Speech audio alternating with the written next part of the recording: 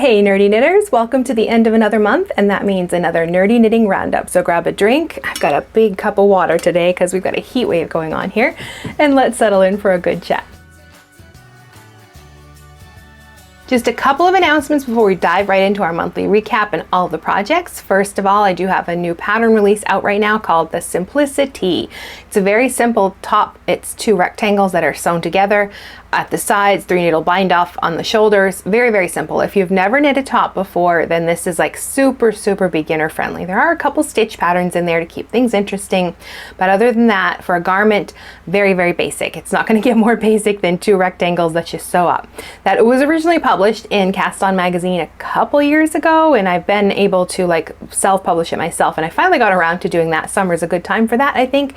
And it uses Sweet George's Flaxen Silk Fine, which is one of my favorite summer yarns. It's a blend of silk and linen, perfect for summer.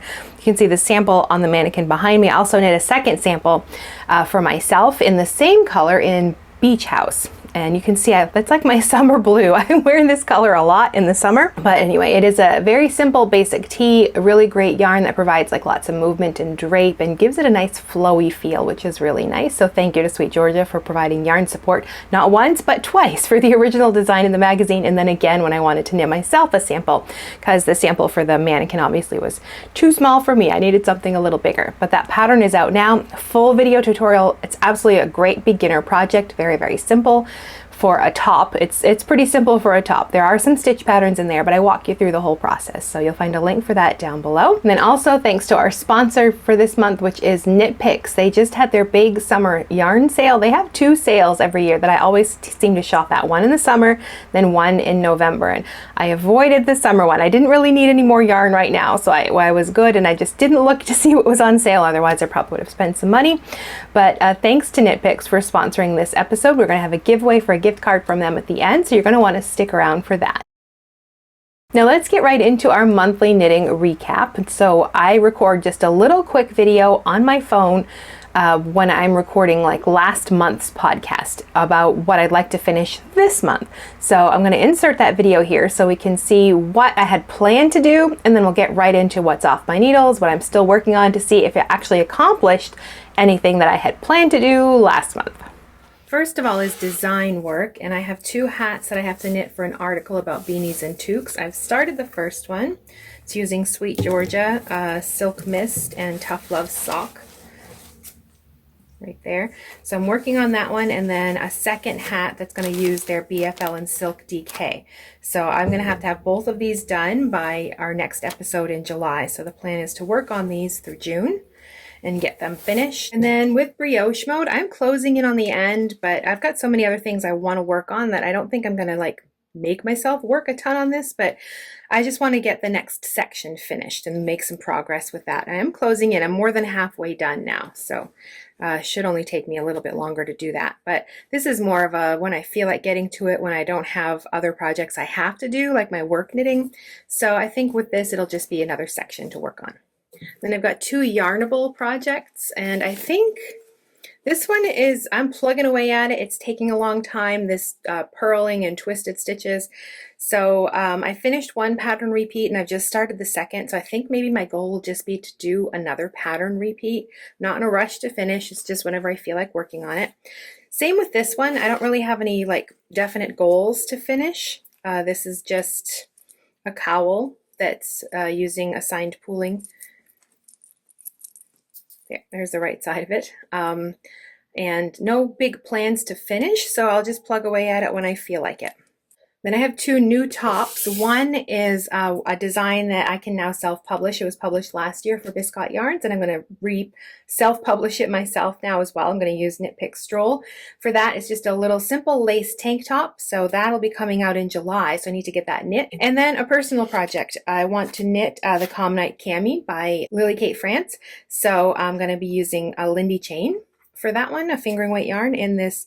It's not bright, it's not as bright a yellow as I initially thought. It's almost leaning into like sort of a honey mustard colored. I didn't really want sort of that mustard color, but I like the yarn. I think it's fine, and I really want to knit this pattern, so I'm going to knit that up with that. So the first thing off my needles are the two hats. I am writing an article for the Knitting Guild Association, their cast on magazine, about beanies and toques, and it's for their fashion framework series, which is, you know, a bit about like designing hats kind of, or just like the how they're constructed or anything like that. So we're looking at beanies and toques in this article. So I wrote the article, just finished the photos this morning as well, and I have two hat patterns that go along with it.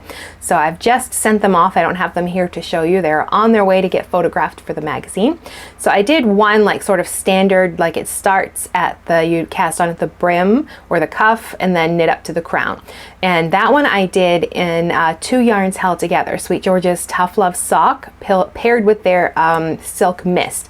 The color is called Crushed Berry for both. So this really lovely pink magenta color. So I did the 2 yarns held together, which gave me like a sport-ish, DK-ish weight yarn, I think. And the pattern I used is a basic, it's a 3x3 rib with a lace panel in there as well. So I just like the combination of like lace, but like that fuzzy texture as well. And then the ribbing, so it sort of gives it like some structure for the hat because you want it to fit on your head, obviously. And then the crown, I kind of tried to stay, it's more of a gathered top. I wanted to like sort of keep the 3x3 rib as much as possible right up to the tops and maintain like the rib pattern. So I think I did that pretty well. And then the second hat I knit starting at the crown and then ending at the brim. So this one, it's just not a gathered crown this time. It's sort of like a 4-point increase area.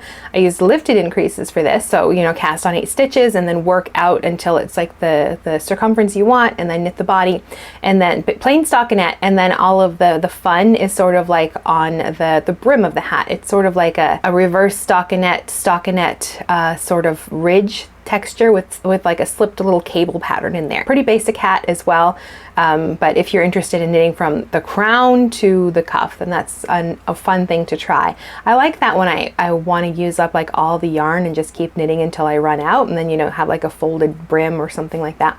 But not in this case because it was a very specific structure. So this one uses Sweet George's BFL and Silk DK in the colors called Wisteria. So that one's really nice yarn as well. I hadn't used that one before.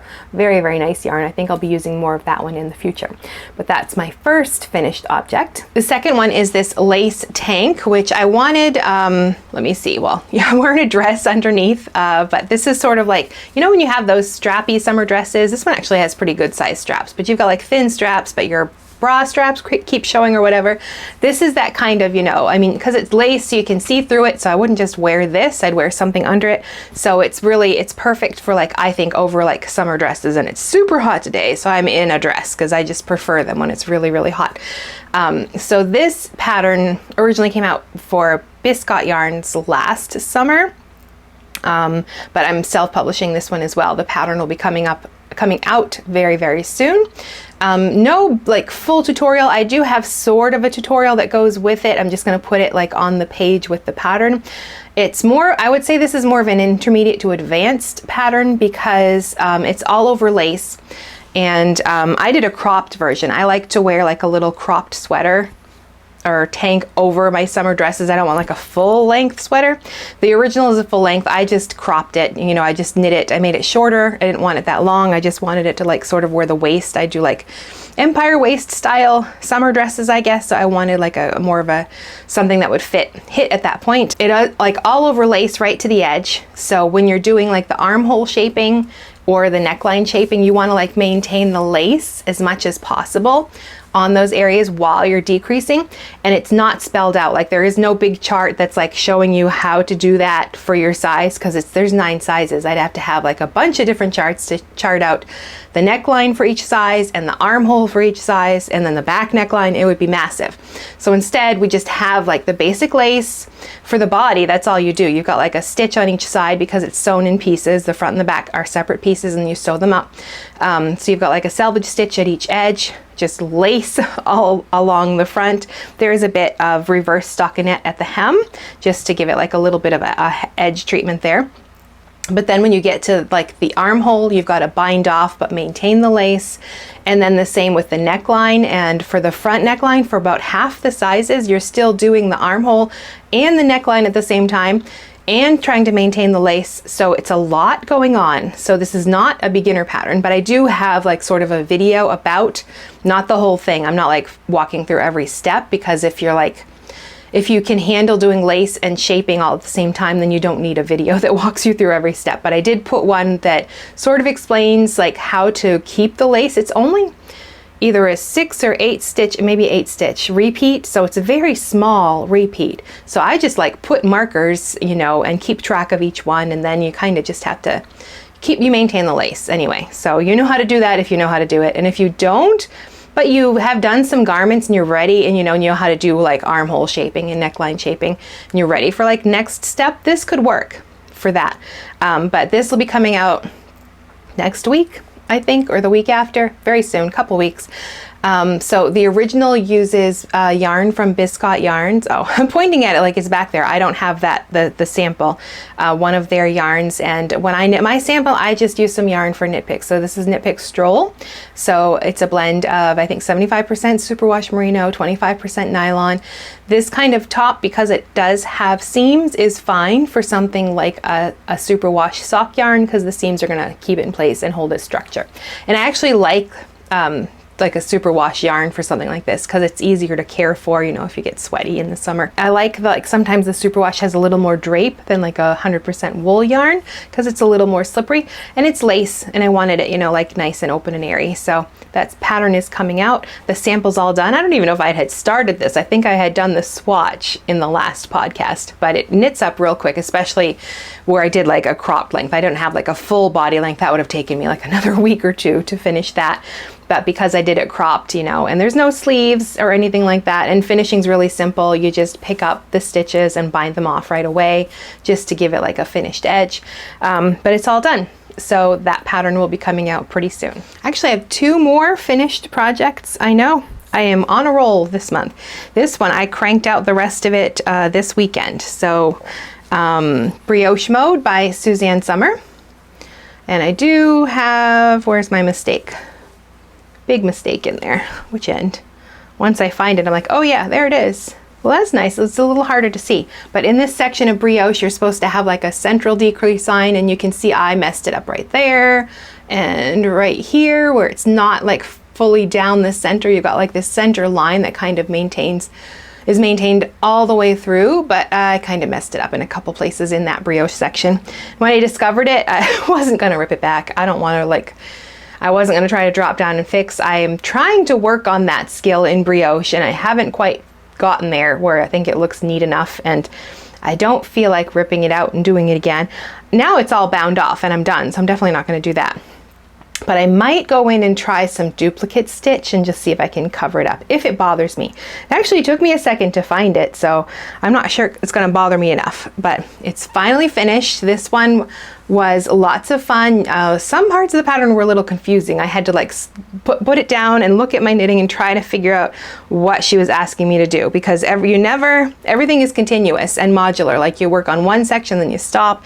You might have 2 different parts on like spare needle cords, and then you're working on another section, and it's just could be a lot. Stitch pattern wise is just 2 row stripes and garter stitch, and then 2 color brioche. I do have 2 different colors in there. I don't know how obvious it is, but I dyed 2 shades of this turquoise, one at like a 1% depth of shade, and then another skein at 2%. So there's one is slightly darker than the other, and then the 1% I also paired with last July's Yarnable. I think it's called Oh My Stars. For the garter stitch stripes. So a 4 skein project. I had 2 skeins of the lighter turquoise, the 1 skein of Yarnable, and then the 1 skein of the darker turquoise that I had dyed. But fun project. I did not do the edging as well. Like I was supposed to pick up stitches and work it in the lighter turquoise and then do an I-cord bind off with the darker turquoise, and I know I didn't have enough left of that to do a whole I-cord edge around all of this. And we're like, the edges are all slipped anyway, and I think they look nice. So by the time I had bound off and woven in the ends, I'm thinking about, do I want to pick up stitches and work the edging? I was like, not really. So I just skipped that part.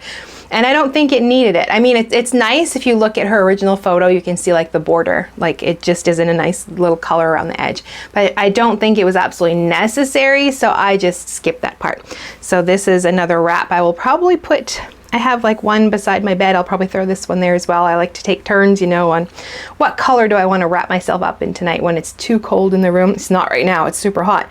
But in the winter, or if the air conditioning is on and I'm too chilly, then these are nice to wrap up in. But this one is done and off the needles, which is nice because it was getting to be a little big and to hold in my lap when it's getting hot like this. And the last thing off my needles is the Eventide Cowl. It's supposed to be a cowl, but I just left it open. I just like it as a little scarf, I think. I don't know if I'll actually wear it. I'm creating a new course on, because I try to update my teaching catalog every year with some new courses, and I know like the assigned and planned pooling stuff is pretty popular right now. So I'm developing a new course on assigned pooling.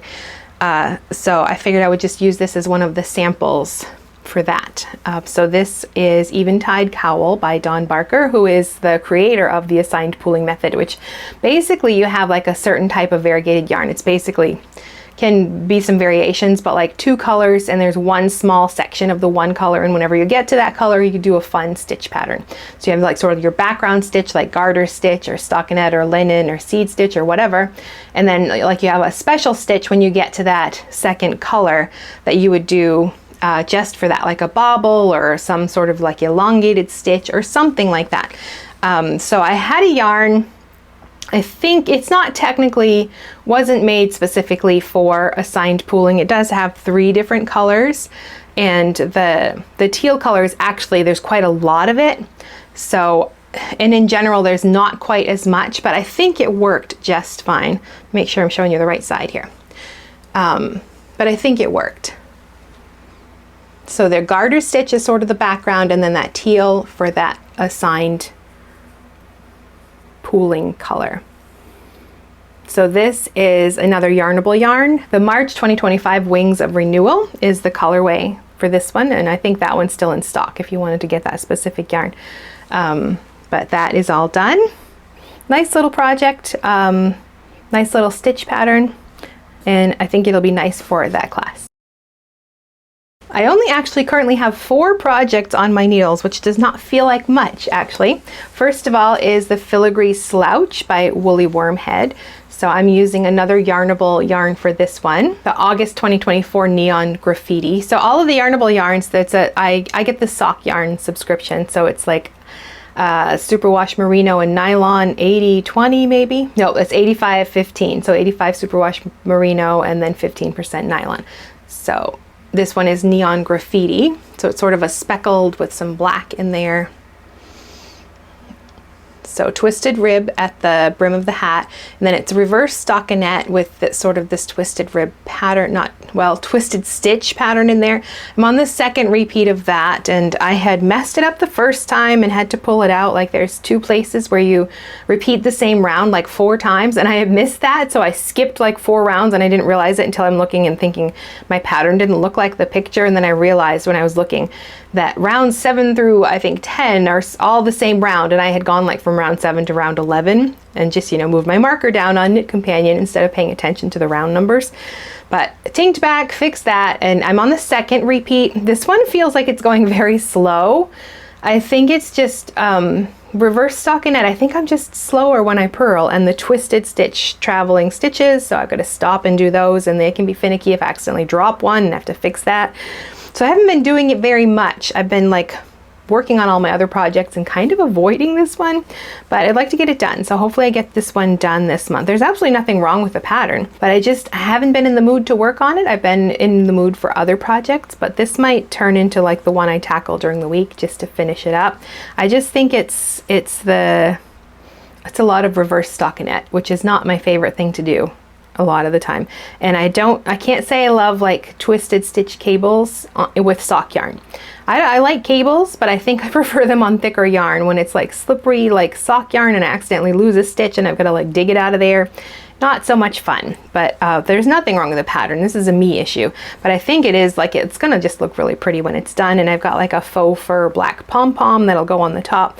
So not much progress to report on that. I don't think I've even finished like my second repeat, and I've got another one to go after that before I can start the crown shaping. But I think we'll get that on the get that on my to-do list pile and not kind of ignore it for other projects. So I have a new cast on. This is the Scarborough Shrug by Pam Allen. So I wanted another little thing I could wear over my little summer dresses, basically. When it's super hot, it's kind of my favorite thing to wear, but I don't like to wear them out in public if they're just little skimpy straps, because then my bra straps are showing, and I'm an age where I don't like to see those. So a little shrugs or a little lace tank, you know, that can wear over the top, that isn't adding like a ton of weight or warmth, but just something sort of to cover up here. So that's what this is for. The yarn I'm using is Capretta Superwash. So it's 80% Superwash Merino, 10% cashmere, and 10% nylon. And I have a whole bunch of this. I had ordered a bunch for Christmas, not last year, but the year before, I think. And I had gotten like 2 big orders for Christmas, and I'd ordered like a whole pack of 10, I think, and for some reason they put like 2 packs, or not quite 2, or something, like there was something wrong with the order. So I got in touch and told them they'd sent me too much, and they're like, oh, just keep it. So I'm like, okay. I have like extra bare yarn. There's still a bunch on my shelf back there that I've got to use up. So I dyed the yarn, and yeah, the skeins are too, yeah. Usually when I have the bare yarn, and they come with their own ties, but I end up putting cotton ties on, and I try to keep them super loose, and I take off the original ties, because that can end up, like if they're super tight when you're going to dye the yarn, you can end up with areas where the dye doesn't absorb, like right there. Like you can see some spots. Those are spots where I did not do this. I just like chucked it in to soak it, forgot about putting new ties on it, only had the original ties, which if they're the same yarn, they absorb the dye as well, and then you can't find the ties. I like to use the cotton ones because they don't absorb the dye, and I can like pick them out and hold the yarn, the skein, by those. Forgot to do that. I wanted like a tonal yarn. So like I meant to go a little more blue. This ended up more purplish than I originally intended, but I started like with a half a teaspoon of sky blue. I did 3 skeins altogether. So I think I did like a 1% dye was my original plan. But I don't like try to use a gram counter or anything. I just used like teaspoon measurement. So I had half a teaspoon of sky blue. That was like the first color I put in the dye pot. And then I wanted to like just make it a little bit tonal. So in the second time I added more dye, I did another half teaspoon of the sky blue, and I added 1/8 of a teaspoon of fuchsia. And I think the fuchsia was a little too much. It went more into the purple than I originally intended. I wanted to stay more in the blue tone. And it does. It looks like on the screen, I think the color looks pretty true to that color. It came out a little more purple than I wanted, but that little bit of fuchsia with the sky blue, I guess the sky blue wasn't as deep in dye color as I thought as it looked in the pot, and that little bit of fuchsia seemed to take over. And yeah, where those ties were that I did not remove and like do my own, I've got some spots where it's like almost pink, because like the dye doesn't get to those areas because it's too tight, the ties. But anyway, so I dyed the yarn for this one, and I'm making huge progress on this. I should finish this pretty quickly. I actually want to like soak it and stretch it out and see how much this lace is going to open up. I didn't swatch this one. A shrug is not like a whole sweater. You only need to know, like, the only measurement you kind of need is like where you want it to fall on your arm from one arm to the other, because it's one piece. And then you take the cast on and bind off, and you like make sleeves with the 2 sides. Basically you sew up a little bit on each side for your sleeve, and then you pick up stitches around the inside and around the sleeve edges to like do some finishing on there. So it's basically a big rectangle. So size wise, it's not such a big issue. It's not like you have to fit it well in your shoulders or anything like that. It's like basically where it's going to end on your arm is like the length that you need to figure out, or the width you want. So I kind of just went with what I know I get with stitch gauge wise with a fingering weight yarn like this, and knowing I wanted lace. I think I ended up going with a US 6. So I haven't swatched, but I think it's long enough now where I'm probably just going to put it on bar record and give it a soak and then stretch it out. I really want to open that lace and see where it is at that point. Then I can see how much I have left to finish. I'll take my gauge from that to figure out like the rest. But lengthwise, I just wanted it to hit sort of mid-arm to mid-arm, and it definitely does that. It might actually extend if I stretch it as I block it out, but I'll probably stretch it more in this direction because you need like a good amount of length because you have to fold it over to make your little sleeves on both sides. But the stitch pattern is very, very simple. You cast on, and then it's an 8-row repeat. Very interesting stitch pattern. I think that is the right side, yeah. So I'm using one of my skeins of yarn came out more purple than the other, so I'm kind of using that for the garter stitch in between. So it makes it more tonal, but the stitch patterns are lots of fun, very interesting to do. And once you get the first repeat done, you can see where the stitches are supposed to sit. I don't need to put markers in here to keep track of like each repeat of the lace. It's really kind of a 5-stitch sort of a repeat. Well, 10 kind of. 6 maybe? Yeah, more like 6. Anyway, it's hard to explain, but it's very easy to watch because it has to line up, you know, on top of each other. And it's very easy to make sure that it's doing that as you knit. Come on, get into focus. So fun little stitch pattern. And when I stretch it out, I can see how like open and drapey it'll get. So I want to I think I'm at the place where I can do that now and see how it's going to look and get my measurements and then finish it up. This one I should definitely finish before the next podcast, which is I kind of want it for, probably not for the super hot days of summer, you know, but at either end where it's still nice, but not too hot. When it's super hot, I'm not even going to want to wear a shrug at that point. But, you know, it's just something to put over your shoulders when you're wearing one of those, you know, little strappy little dresses. The Calm Night Cami by Lily Kate France. I have not done any of her patterns before, but I've got a bunch in my wish list, and I just love, she really focuses on fine finishing details, which is something I like in a pattern.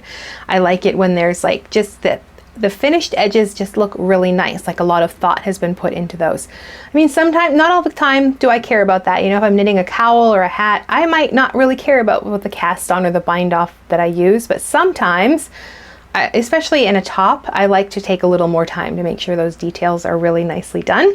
So I thought I would check out one of her patterns. So the Calm Night Cami, I'm using Lindy Chain yarn from Knit Picks. This is called Honey, this color. I think it's more of a honey mustard than a real honey. It looks brighter on the screen than it actually is. So it's a blend of 70% linen and 30% cotton, and it is very, like it knits up like linen, like it just looks pretty rough right now. Yeah, that color looks more true. It's more of, yeah, honey mustard-ish, I think. But all I've done at this point is swatch, and tried the US 3s and 4s. I thought 2 would be a little too tight. I think I need 6.5 stitches to the inch. But I just took like quick unblocked measurements from the 3, and it's only 6 stitches to the inch and not 6.5. But I'm gonna soak it and then let it dry, and then I might hang it up because linen, it might stretch out a bit. So I want to see if that's gonna happen. But we'll see. But I think I might re-swatch on my US 2s, and there is a size between US 2 and a US 3, a 2.5, and I have the Chow Goose, that's my main needles. My other set only starts at a US 4 anyway, so I know there's a size in between, so I did some searching and Chow Goose has that in between size, so I ordered that because I figured that might actually give me what I want. I think my guess is with the US 2 I'm going to have more like 7 stitches to the inch. So I want to get that in between size and see if it's better. So I ordered those. I'm going to wait, I think, until those come in, and then I'll re-swatch on the US 2s and the US 2.5, which is a 3mm, I think, and then see which one works best. So this one, not much to say. I bought the pattern. I've already read through it. Pretty basic, like it's top down. You start at the back neck line and shoulders, work down to the underarm, and then pick up stitches and do the front, then join at the underarm and knit down, and then finish the hem. I think it's like a 1x1 rib. And then the edging though on like the armholes is like double knit. It just looks really nicely done. So that's kind of, I just like the finish on that. So I'm looking forward to that. I can't imagine it's going to take me very long. I think I accidentally did not order enough yarn though, but I think my plan is to like knit to the underarm, do like my bust shaping because it's a more fitted tank, and I want it more fitted. So I'll probably do some short row bust darts, which are in the pattern. And then after the bust darts, I'll put it on hold and do the rest of like the finishing around the armholes and the neckline, get that all done to make sure I don't run out of yarn. And then I can just keep knitting the body until I run out of yarn. So if it's more of a cropped length, I think that would be fine because it's another one I could probably just wear over a dress or whatever. I've got, believe me, I've got like a bunch of summer dresses. That's just what I wear in the summer. So having some, you know, different mix and match tops I can put over the top would be nice. So, hey, if it ends up being long enough, then I can wear it with shorts or pants or whatever. But I don't mind if it comes out cropped. And that would be my solution if I decide, because it's hard. Like I could call, I suppose, and make sure I get the same dye lot, but we'll see with that. As long as I figure I can finish the top part and then the body, you know, you're just knitting the round and finish the 1x1 rib, I think it is. So waiting on this until I get that second set of needles, and then I'm going to swatch again because I'll wash this one and check, because this might actually end up being 6.5 after it gets washed. We'll see. It does feel very linen-y, which I know it's kind of rough when you're knitting with it, but it'll relax and get really nice and drapey. Linen is really nice that way for summer. My last project is just a simple little neck warmer. My husband mentioned he wanted one when he's out shoveling and stuff in the school parking lot. He wanted one he can, you know, just pull up over his like nose or whatever. And he'd been like feeling some of the hand spun yarn I have hanging up, and he felt this one. He's like, oh, that feels really nice. And you wouldn't want anything scratchy like on your nose or your face. So I'm just knitting. I don't even have a pattern for this. It's just 1x1 rib. You know, cast on, I think about 100-ish, 110 stitches now, I can't remember, to get like a 22-inch or so circumference, 1x1 rib. And I'm just going to keep going until it's probably like 8 or 9 inches tall, enough to like, you know, go up his neck, but then like pull up over his face a little bit. Or I might just keep going until I run out of yarn, and hopefully it will be enough to do 8 to 9 inch length for him. So this is a hand spun yarn, actually. This is Malabrigo Nube. So that's what the cowl is just looking like. It's just 1x1 rib right now. And the color is called Plomo. So this is one of my early-ish hand spun skeins, probably within the first couple of months of spinning. So sort of like all these shades of gray, which is really nice. So this one I think just a short backward draft for those who spin, and then it's a 3-ply. I did a chain ply. It's still got some thick and thin spots in there. I was still working on like just my evenness as I was spinning. So, but just taking some calculations, I'm putting it at like the worsted-ish gauge. So that's what I figured when I was doing my cast on number.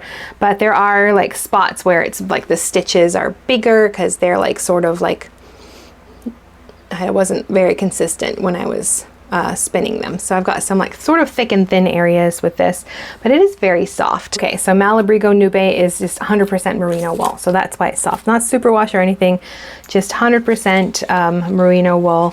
And I did, for those who spin, I was listening to something, because the Nube, however they dye it or whatever, sometimes it can be quite felted in areas, so it's hard to draft and spin because it's all, you know, like glued together basically.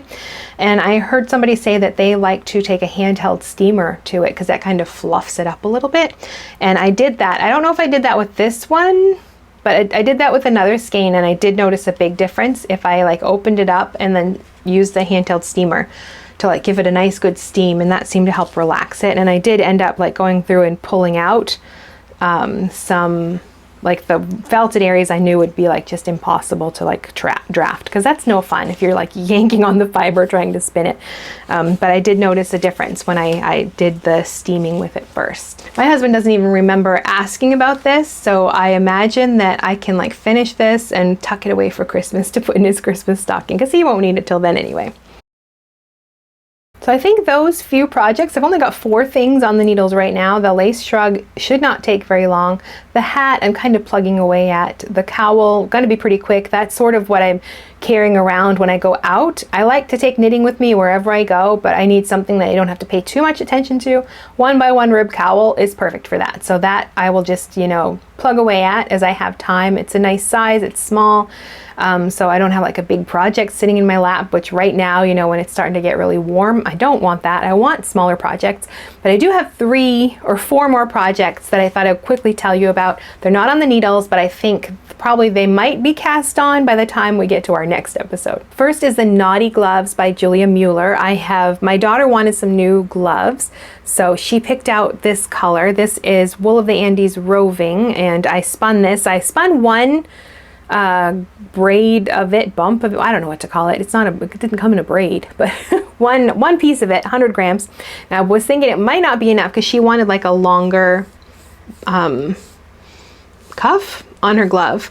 So I just ordered another braid of it, and then I spun that one up as well. So I have 200 grams. That should be plenty.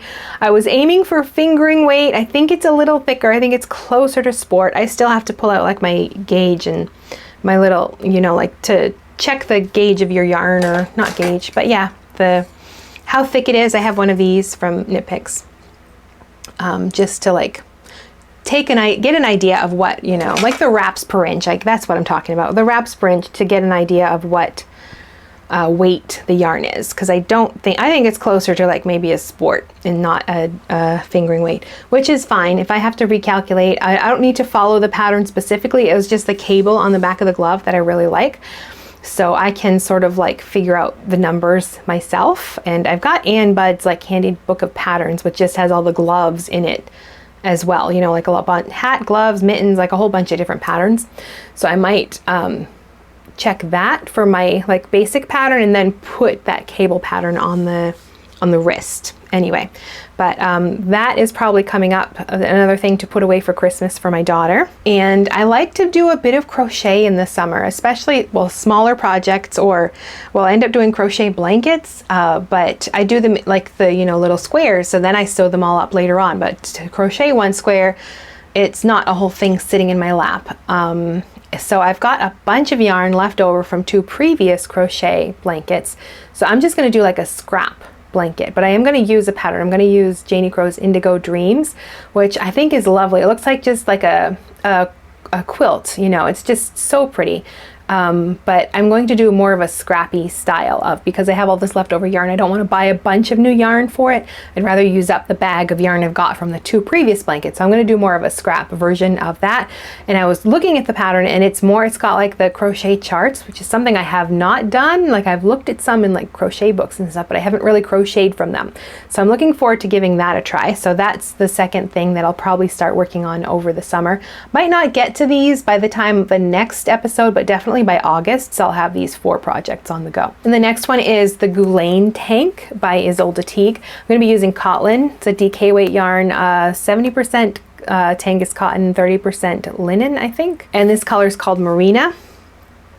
So I already got the yarn for that one. So this one, I'm interested in the shoulder shaping on this. I've seen this on quite a few patterns recently. English tailored shoulder shaping, like Coco Knits as well, has, instead of like the shoulder seam sitting on the shoulder, they're sort of like on the back. So I'm just interested to do a little more of that. And I've only done like one of his 2, maybe a couple of Isolde's patterns, and not a garment. So, and I know she does a lot with like sizing for larger busts and stuff like that. So I'm interested to see how that looks. So I haven't got the pattern yet, but I did get the yarn for it. And that's, so I'm hoping to get that cast on as well. And then I've got yarn all caked up and ready to go for another Yarnable project. I want to do the Canaan Hood by Carol Feller. Just a simple little lace sort of scarf, but it's got a hood in it, and it just looks interesting to me. And I think this yarn will be really nice for that. So I did not write down which one this was. Let me pull out the tag and check. Okay, so this was Cupid's Bow, February 2025 is this colorway. So it's just a really pretty color, lots of shades of pink and like sort of purpley tones in there. So that's it for everything that's on my needles, off my needles, and upcoming projects. And I don't have any new spinning projects going on right now. I did just ply some yarn. I kind of alternate between just grabbing a braid, breaking it down however I feel like, and then just spinning it. I do like sort of, I grab like the label and I write some notes on there about how I want to like spin it or ply it or whatever, just to have as a reference. And then I'm trying to alternate that with like planned spinning, where I pick a project and I spin the yarn specifically for that.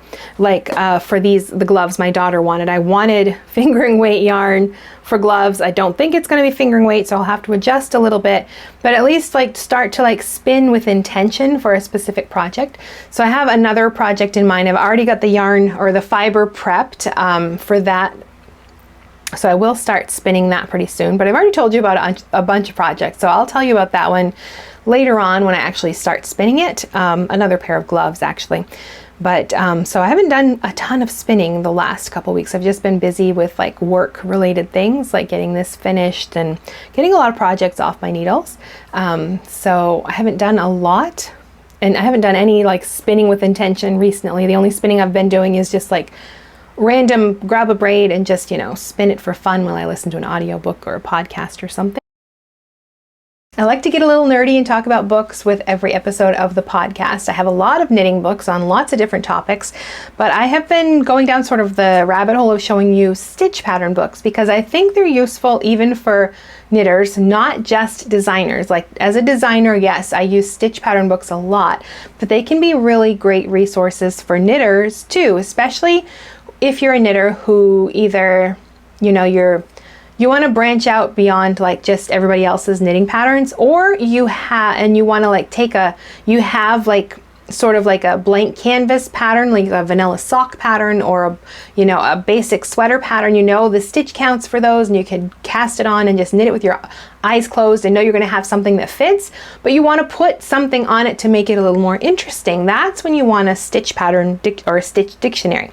So I've got two to talk about this month, both from Wendy Bernard, the Knitting All Around Stitch Dictionary and Up Down All Around Stitch Dictionary. So I like that they've got coil binding, so they lay nice and flat. The quality of these books is really nice. Now, what's really nice about them is that the stitch patterns are explained for top down, bottom up, back and forth in the round.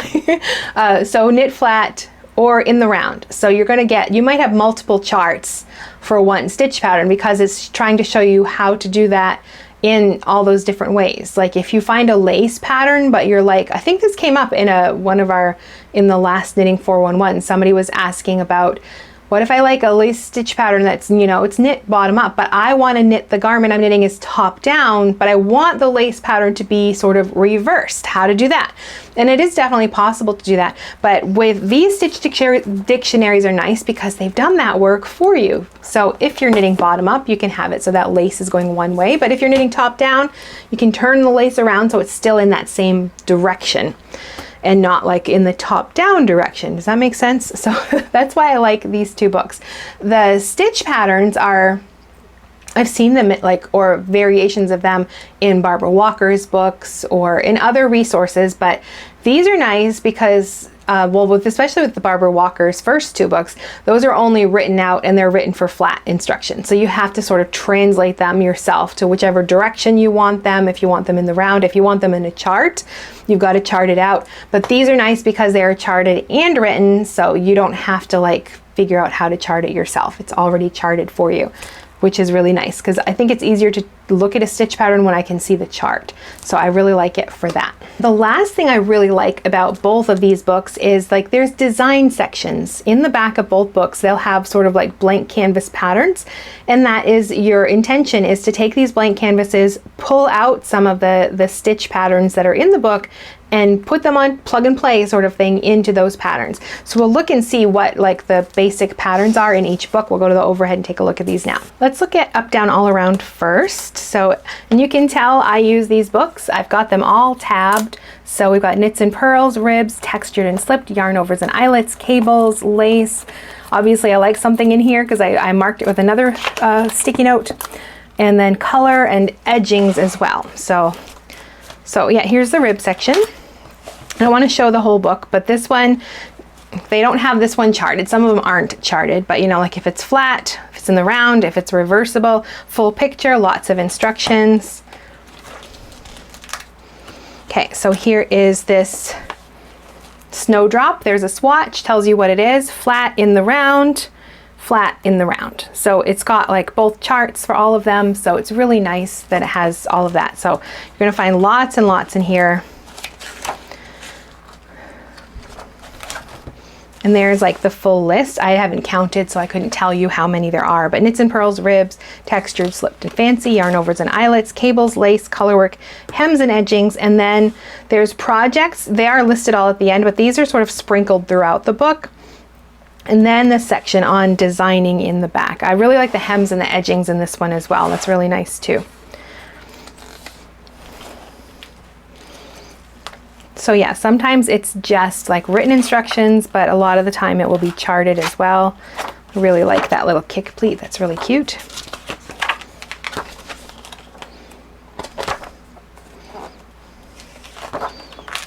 So here is the designing from scratch for this book. So the first one is a lace stole, which is basically a big scarf. So pretty basic, but you know, you can take a lot of lace stitch patterns and plug and play them in here. And then the next project is a cap, top down in the round, formula for working that out. And then mittens. And then in the back, we've got all the basic techniques and stuff like that. So lots of good stitch patterns in this one, in both of these. I really like them both. And then knitting all around.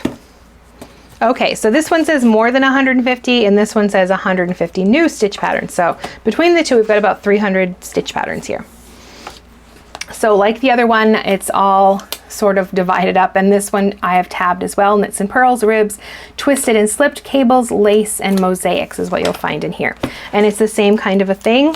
There's like a lace and then bottom up flat, bottom up in the round, bottom up flat and in the round, and then top down as well, flat in the round. And the chart, the written instructions, you're gonna find that for all of these patterns in here.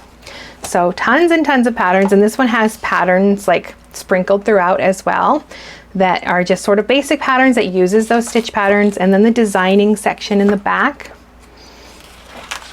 is really nice. So this one has socks in 2 directions, so cuff down and toe up, and then hats in 2 directions, and then triangular shawl in 2 directions. So you've got like sort of blank patterns in here, and then the goal is to like plug and play and add some fun stitch patterns in there as well.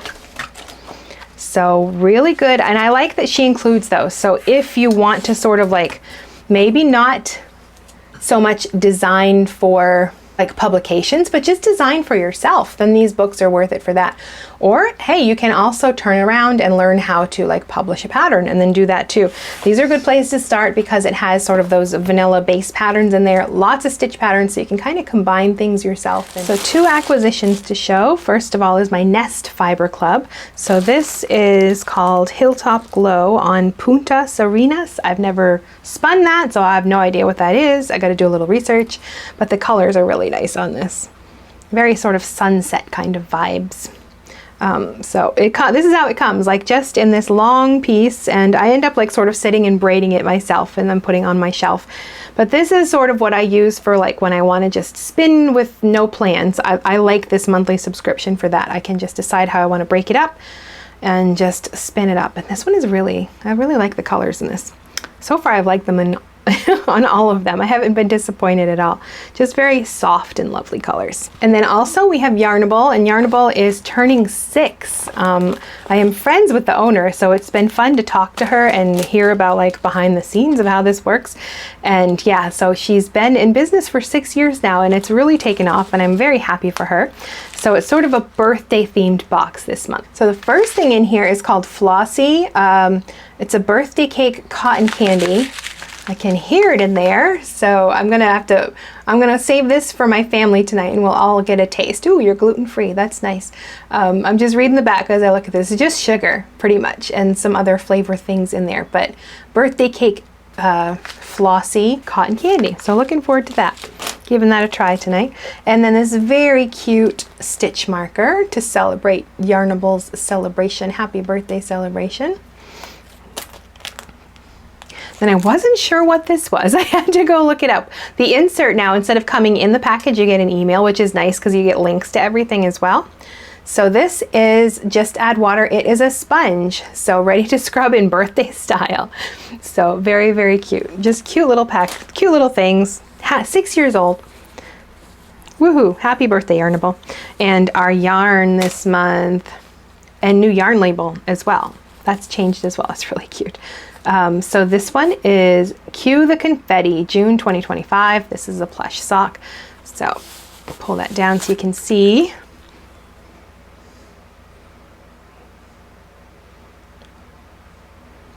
Looks like a funfetti cake. You know, that yellow or white cake mix with the little sprinkles in it. That's what this looks like. Very, very fun. That's it for our book. That's it for things I've got. I did just order some new needles, but it's needles. You don't need to see those, right? So I got a couple more tips. I got, because I use certain like tip sizes quite a lot. So I got some extras of those. And I use my Chow-Goos most of the time. So I got some Chow-Goo bamboo tips, because I think they work with the red lace cords too, just because sometimes, especially with like sock yarn or things like that that are a little slipperier, sometimes I prefer bamboo needles. So I thought I would like sort of expand my set of interchangeables with some bamboo in there as well. So I ordered some of those and more cords and more stitch, like the end capper things, because I always seem to need those. But anyway, that's it for acquisitions. Those needles, they haven't come yet, and I don't think I'll remember to show them next time because I will probably pull them out and start using them. So I'll tell you about them now, but that's it for this episode. So we've got to end with our giveaway, of course, and this month is our $50 gift card from Knit Picks. And as you can see, a lot of my projects, like this one, use Knit Picks yarn. I use it a lot. I'm looking at my desk at some other things, and yep, that's Knit Picks yarn and that's Knit Picks stuff.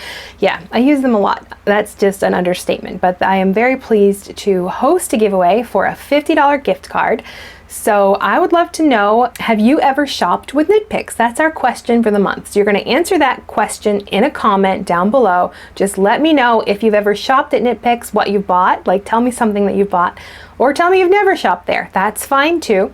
Just that's how you're going to enter the giveaway. You're going to leave a comment telling me if you've ever shopped at Knit Picks. But there is some fine print. They only ship to the US, to Canada, UK, and Australia. So you have to live in one of those 4 locations to enter this giveaway. But if you do, if you live in the US, Canada, the UK, or Australia, go ahead and leave a comment down below telling me if you've ever shopped with Knit Picks or not, and about that experience, and I'll know that you want to enter the giveaway. And the fine print here, YouTube is not sponsoring this giveaway in any form. I am hosting the giveaway. Knit Picks is providing the gift card. YouTube has nothing to do with it, but you'll find all of the details linked down below. And how this works is on Tuesday, after this episode is posted, I use a random comment generator to choose a comment, and then I tag that person and I leave a comment telling them how to get in touch with me. And then if you're the winner, it's your responsibility to reach out, because I have no way of getting in touch with anybody on YouTube. I can only like reply to a comment and tag you. So I will do that, and you have to get in touch with me with your name and email address, and I will forward that on to Knit Picks. So that's how the process works. You'll find all of the links and details for the whole giveaway down below. And everything we've talked about today, you'll find links and details and all of that good stuff in the video description box. And that's it for this episode of the Nerdy Knitting Podcast. Be sure to join me again next month for our next episode. But if you're new here and you'd like to catch up on past episodes, I'll put a playlist for this season of the podcast. And if you've been around for a while, maybe you've missed a video, so I'm going to let YouTube recommend one, and you can click right there, and I'll see you in the next video.